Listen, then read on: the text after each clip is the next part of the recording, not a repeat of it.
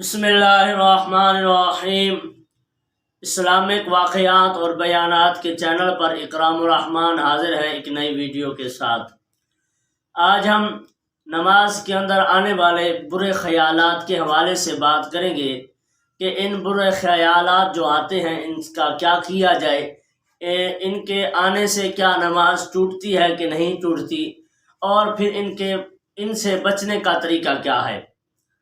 تو بات بتاتا چلوں، نماز کے اندر برے خیالات ہر ایک انسان کو آتے ہیں، اس سے چھٹکارا ممکن نہیں ہے۔ تو پھر سوال یہ ہوتا ہے کہ اب کیا جائے؟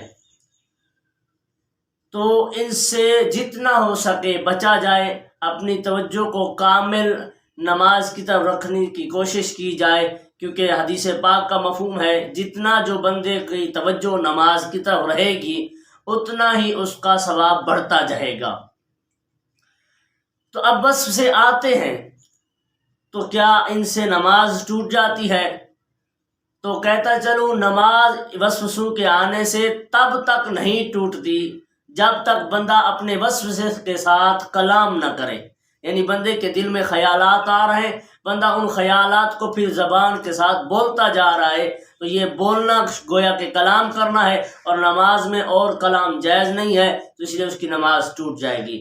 ہاں، دل میں خیالات تو اتر رہے ہیں، ذہن میں خیالات تو آ رہے ہیں، لیکن وہ ان خیالات کو دہرا نہیں رہا، اپنی زبان سے ان کو بول نہیں رہا ہے، تو اب اس کی نماز اگرچہ ثواب کم ہو جائے گا، نماز نہیں ٹوٹے گی۔ ابھی بچنے کا طریقہ کیا ہے، بچا کیسے جائے؟ تو بچنے کے حوالے سے میں دو تدبیریں بتاتا چلوں۔ ایک تدبیر تو یہ ہے کہ ہمیں اپنی کامل توجہ اپنی آخرت کی طرف رکھنی چاہیے۔ دنیا داری سے ہم اپنی توجہ کو جتنا ہٹائیں گے اور اپنی آخرت کی طرف جتنا اپنے دل کو متوجہ رکھیں گے، اتنے وساوس ہم سے دور ہوتے چلے جائیں گے، اتنے برے خیالات، شیطانی خیالات ہم سے دور ہوتے چلے جائیں گے۔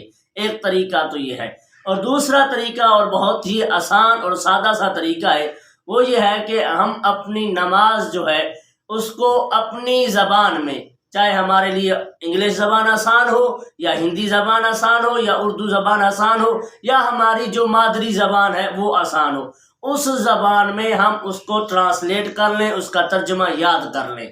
ثنا کا، الحمدللہ کا، سورت کا، اور تسبیحات کا، التحیات کا، درود پاک کا، اور اسی طرح دعا کا، ان سب چیزوں کا مکمل ازبر طور پر ترجمہ یاد کر لیں۔ اور جب ترجمہ یاد ہو جائے گا، پھر جب ہم نماز پڑھیں گے تو نماز پڑھتے ہوئے ہماری نظر ترجمے کی طرف رہے گی، ترجمہ ساتھ ساتھ آتا جائے گا، توجہ ترجمے کی طرف رہے گی، تو ہمارا ذہن ادھر لگا رہے گا، تو وساوس اور شیطانی خیالات سے، برے خیالات سے ہمارا ذہن ہٹا رہے گا۔ اس طرح ہم کامل توجہی کے ساتھ اپنی نماز کو ادا کر سکیں گے۔